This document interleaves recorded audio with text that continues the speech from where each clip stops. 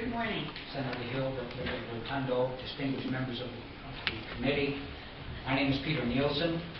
I'm a resident of Winthrop, Oakland's town manager, and president of the Maine Municipal Association, and I am testifying in the strongest possible support of LR 27 coming up.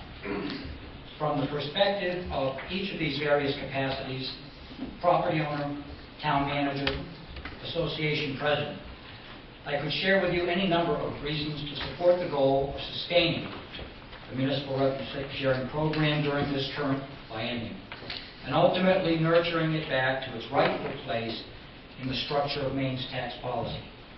The perspective of the property owner includes how threatening it is to be faced with an unaffordable tax increase on your most treasured asset, your home.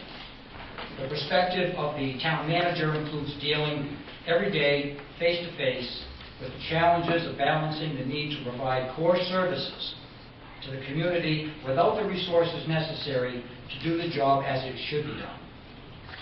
There is the frustration that comes from just patching things up year after year, day by day, getting by as a community and making do, when you know the possibility of thriving as a community is just out of reach for lack of resources. But for this testimony, I am speaking from the perspective of the Maine Municipal Association's president, and the topic is the nature of the state and local relationship. Attached to this testimony is a document entitled A Concise History of Municipal Revenue Sharing. From the municipal perspective, the centerpiece of the law which that history chronicles is the word sharing. At one time, state and local officials shared a perception that our state, federal, local levels of government divided responsibilities and resources efficiently. Unfortunately, we are at a different point in time, where a leader of Maine state government can declaim in print the whole of revenue sharing.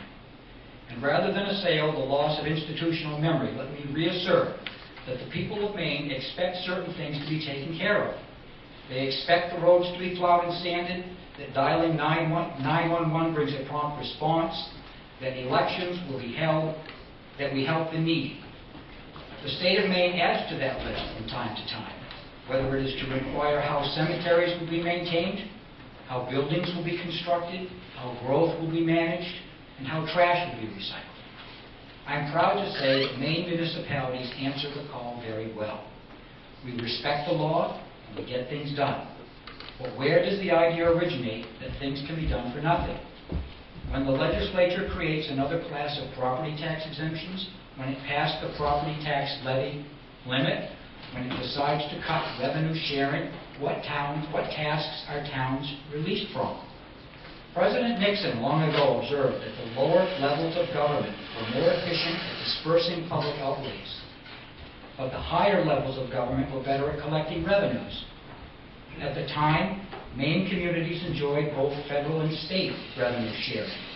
But there was also a shared understanding, and this is key to my remarks, that the property tax by itself cannot provide the services that municipalities are mandated to perform. If people did not expect the usual array of basic services, it would at least be logical for the state to tell us which services to eliminate. Instead, the law, if left unchanged, will whack municipal revenue sharing, and regressive property taxes will rise, and we will lose more ground in the area of tax fairness. And this comes after learning that the state finished its year with a surplus roughly equal to the amount now in question.